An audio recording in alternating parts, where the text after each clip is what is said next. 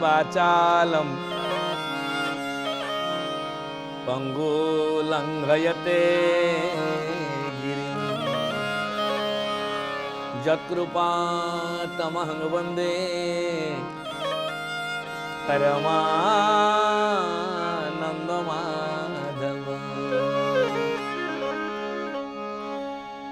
भज मन गोविंद हरि ए भव सागरु करिबे पारी।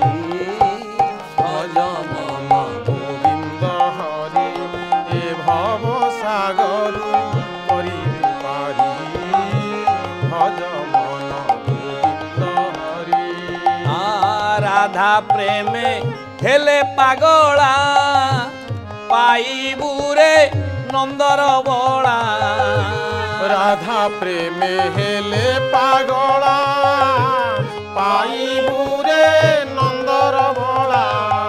राधा प्रेम रंका गोवर्धन टेका। राधा प्रेम रंका गोवर्धन टेका। राधा प्रेम रंका गोवर्धन टेका। राधा प्रेम रंका गोवर्धन टेका। ए तो भवना मोर धरिबे डोरी।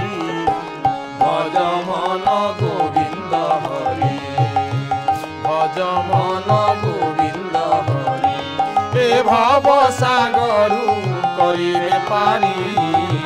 भज मन गोविंद हरि ए भव सागरु करिबे पारी। भज मन गोविंद हरि।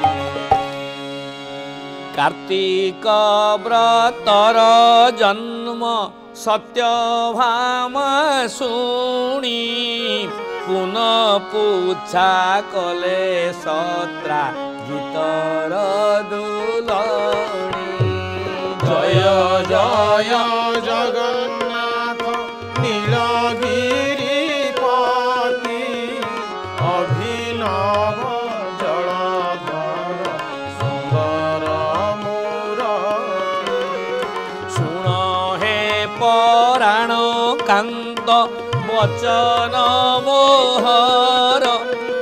कार्तिक स्नान विधि मो आगर। जय जय जगन्नाथ नीलगिरिपति। अभिनव जलधर सुंदर मूरति। बोले देवी सत्यभामा आसंता काली आश्विन मास शुक्ल पक्ष पाप नाशिनी एकादशी तिथि रे देवता माने समस्ते जल भितर प्रवेश करबा परे समस्ते विधि पूर्वक प्रातः स्नान करी हविष भोजन करी निरामिष भोजन करी आमिष त्याग करी निष्ठा पूर्वक कार्तिक व्रत पालन करिवे। यही समय जल भितर मु प्रवेश करी जेतबले पापनाशिनी आश्विन मास शुक्ल पक्ष मृगशिरा नक्षत्र रे प्रभु जल भितर प्रवेश कले। ठीक सही समय ऋषि कश्यप सिंधु तीर रे थिबा सरस्वती नदी कूल रे निजर प्रातः स्नान सारी तर्पण करने को जाउथुबा समय तांको कमंडल भितर गोटे छोटिया मीन प्रवेश कला। कश्यप नामे तपचारी विंध्य पर्वते वास करी। कार्तिक व्रत कथाएहि शुणसु जने मन दे। आदित्य अर्थे अर्घ्य तोली घेनिले उदक अंजली। संसार मध्य जेते धर्म नुहे कार्तिक संगे एही समय नरहरि क्षुद्र फारी रूप धरी। काटिले संसार बंधन पाइबु श्री मधुसूदन। जेतोले ऋषि कश्यप प्रात समय स्नान समापन करी सूर्य को अर्घ देवा समय तर्पण करी आंजुली रे जल अर्पण करती गोटे क्षुद्र मीन से अंजलि भितर प्रवेश कला। ऋषि कश्यप मन मन चिंता कले मन मन भाविले ये मीन बोधे भୟରେ मो अंजलि रे आश्रय नहीं मने भी चारि महाऋषि ये मीन मने भय आसी। कार्तिक व्रत कथा एही शुण सुजने मन दे शरण मोर करस्थले जत्रे रखिबी कमंडले। संसार मध्य जेते धर्म मुहे कार्तिक संगे कले मीन बोधे भय पाई मो कर अंजलि रे आश्रय नहीं आकु मु निश्चय आश्रय देवी मुनि विचार करी कर अंजलि मध्यरु कमंडल भितरे से मीन को आश्रय देले। एमंत विचारी मन रे रखिले कमंडल नीरे। कार्तिक व्रत कथा एही शुण सुजने मन दे। कमंडल जल मध्यरे मीन को रखी ऋषि कश्यप जिते स्नान करने को जाती कमंडल भितर थाई से मीन डाकिबा को लागिला डाकई रख तपशील ए जे संकीर्ण कमंडल।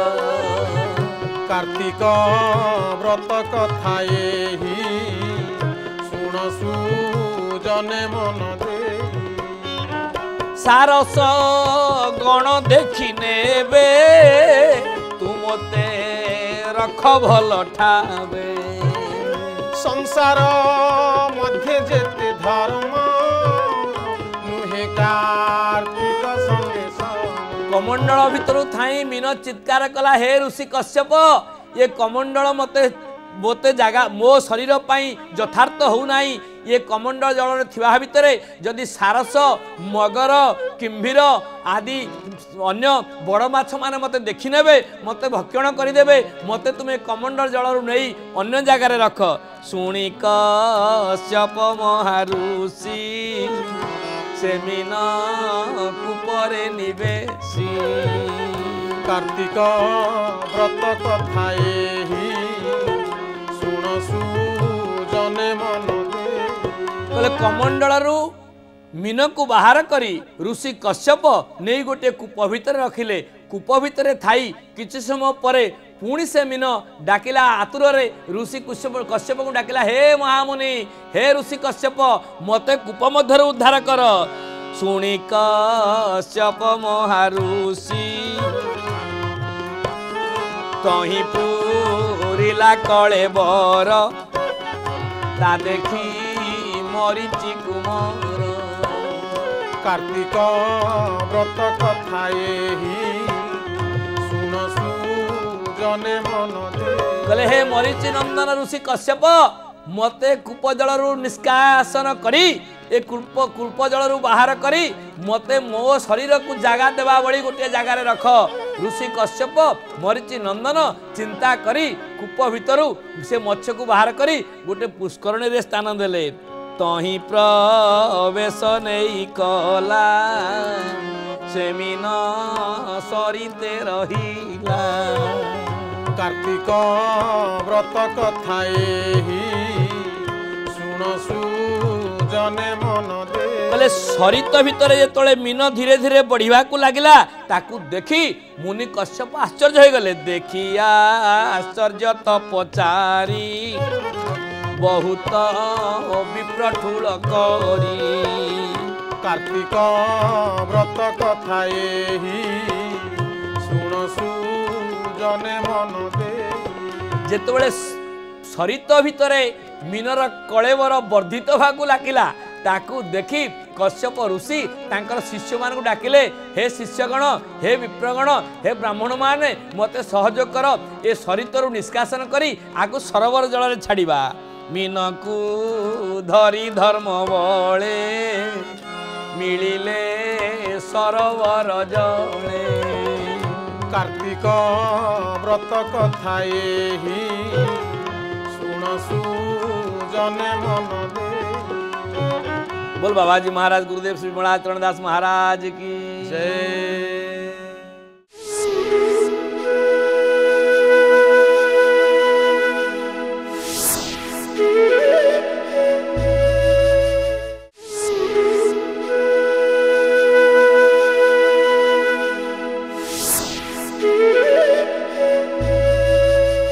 मीनकु धरी धर्म बळे मिलिले सरोवर जणे।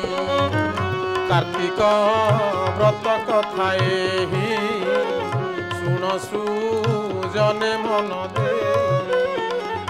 तही नो हिला जहु ठाबो मीन डाकिला रख जीव। संसार मध्य जेते धर्म नुहे कार्तिक संगे कहले सरोवर मध्य थाई मीन जेतोळे तार काया विस्तार करने को लगिला, काया वर्धन करने को लगिला डाकिला हे ऋषि कश्यप, हे मरीचि नंदन, हे ब्राह्मण गण, मोर ए सरोवर रे मो काया धरु नाही, आपण माने मो जीव को रक्षा करंतु, मते मो काया धरिबा भली स्थान रे छाड़ी दियंतु। यह शुणी ब्राह्मण कश्यप एवं ऋषिगण माने समस्ते आश्चर्य हो गले। मीनकु सरोवरु नेई गभीर नदी मार्गे थोई। कार्तिक व्रत कथा एही सुन सुजने मन दे।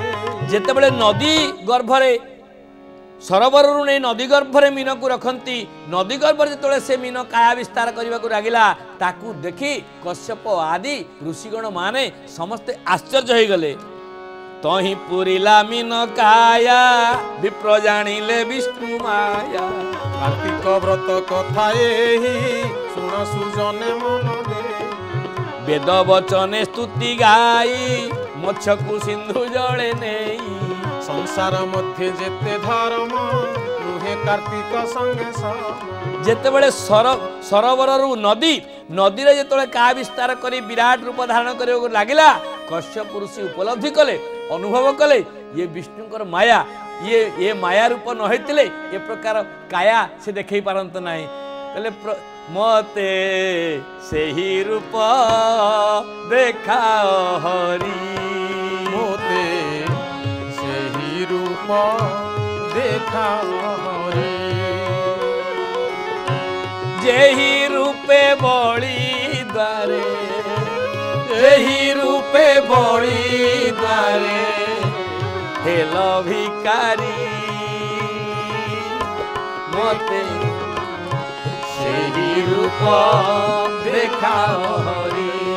मोते सेही रूप देखा हरि। कश्यप मने मने चिंता कले जो बळी की द्वार रे दान मागिया को जाइथिबा बामन बालक तीन पादरे स्वर्ग मर्त्य पाताल को मापिथिला एवं गर्भरु प्रकाश करथिबा पादरे बळी को पाताल को पेसिथिले। सेही प्रभु विष्णु माया बଳରେ ए प्रकार शरीर धारण करथिले बोली चिंता करी कश्यप आदि ऋषि माने मीन अवतार प्रभु को स्तुति करने को लगिले। देवंक हिते दैतारी सागरे विश्वरूप धरी। कार्तिक व्रत कथा एही सुन सुजने मन दे। सुवर्णमय मच्छरोही रूपको प्रतितुल्य नाही। संसार मध्य जेते धर्म नुहे कार्तिक संगे रंग अधर रंग पृष्ठ मेरुसा माने महामोट। काटिले संसार बंधन पाइबू श्री मधुसूदन। कहले विराट रोही माछ मेरु पर्वत भली जार बपु ବିରାଟକା ଶରୀର ରଙ୍ଗ ଅଧର ନାଲି ଚର୍ଚର ହେଉଛି ଚିକ୍ ଚିକ୍ ମାରୁଛି ତାକୁ ଦେଖି କଶ୍ୟପ ଆଦି ଋଷିମାନେ ଆଶ୍ଚର୍ଯ୍ୟରେ ସେ ମୀନ ରୂପୀ ପ୍ରଭୁଙ୍କୁ ପ୍ରଣାମ କଲେ କହିଲେ ଗିରିଶ ଦୃଶ ପୁଚ୍ଛମାନ ଗର୍ଜନେ ଆବୃତ ଗଗନ कार्तिक व्रत कथा एही सुन सुजने मन दे। प्रभु जेतोले मीन अवतार रे विराट काय रूप धारण करी गर्जन करने को लागिले तांकर लांजरे प्रवन प्रकंपित हैला सिंधु जल प्रकंपित हैला जेमिति प्रलय आसुची से प्रकार अनुमान कले कश्यप ऋषि प्रकंपित कले समुद्र को सिंधु प्रकंपित हेले एवं तार अवस्था देखी सिंधुरे भयावह रोहिंकर ए प्रकार रूप देखी कश्यप आदि ऋषि माने काकुस्थ होई समुद्र कूल स्तुति करने लगे प्रभु को ग्रह नक्षत्र मेघ माले रही न पारी अंतराले कार्तिक व्रत कथा एही सुन सुजने मन दे। निश्वास पवन बतासे पर्वते उड़िले आकाशे संसार मध्य जेते धर्म नुहे कार्तिक संगे समुद्रे पशी महामीन चहटी करई गर्जन काटिले संसार बंधन पाइबु श्री मधुसूदन महामीन प्रलय प्रहोदि जले धृतवान शिवेदम बीत वहित चरित्रम खेदम केशव धृत मीन शरीर केशवंकर धृत केशवंकर अंश ए मीन अवतार विराटकाय रूप विराटकाय बापू विराटकायर चेहरा तार निश्वास प्रश्वास रे पवन प्रकंपित होची ताकू देखी देवता माने स्तुति करुचंती दैत्य माने स्तुति करुचंती दानव माने स्तुति करुचंती मानव माने स्तुति करुचंती कश्यप आदि ऋषि माने हाथ छिड़ा होइचंती समुद्र प्रकंपित होची ताहा भितर थिबा सिंधु शंखासुर मने मने भय पाउची एते बड़ रोही एते बड़ मीन एते बड़ माछ आसिला कोठू ए चिंता रे शंखासुर मध्य भवित होइची कार्तिक व्रत कथा एही सुन सुजने मन देई कार्तिक व्रत कथा एही सुन सुजने मन दे। कार्तिक व्रत कथा एही सुन सुजने मन दे। जल दीते सनक मते रहिला मत्स्य पुच्छ गते संसार मध्य जेते धन नुहे कार्तिक संगे सिंधु होइला जन शून्य सुखी दिसंती सर्वमीन काटिले संसार बंधन पाइबु श्री मधुसूदन कहले मीन रूप धारण करथिबा प्रभु चक्रधर प्रभु अनंत कोटि ब्रह्मांड नायक प्रभु अशरण शरण प्रभु अकारण कारण प्रभु अचिंत्य अलेख्य अकाट्य अव्यक्त प्रभु विराट रूप धारण करी जेतेबेले समुद्र को सोखिबा को लागले समुद्र शुष्क हो गला एवं एपरि भाव समुद्र शुष्क हैला समुद्रर शुष्क देखी मीन माने छटपट होगा को लागले शंखासुर भयरे जेतेबेले शंखासुर को प्रभु देखिले आनंद रे उन्मादित होई कीर्तन करबा को लागले राधे राधे गोविंद बोल जय राधे राधे गोविंद बोल जय राधे राधे गोविंद बोल जय राधे राधे गोविंद बोल जय ओ गोविंद बोल राधे गोपाल बोल जय गोविंद बोल राधे गोपाल बोल जय गोविंद बोल राधे गोपाल बोल जय गोविंद बोल राधे गोपाल बोल जय राधे राधे गोविंद बोल जय राधे राधे गोविंद बोल जय राधे राधे गोविंद बोल जय राधे राधे गोविंद बोल जय गोविंद बोल राधे गोपाल बोल जय गोविंद बोल राधे गोपाल बोल जय राधे राधे गोविंद बोल जय राधे राधे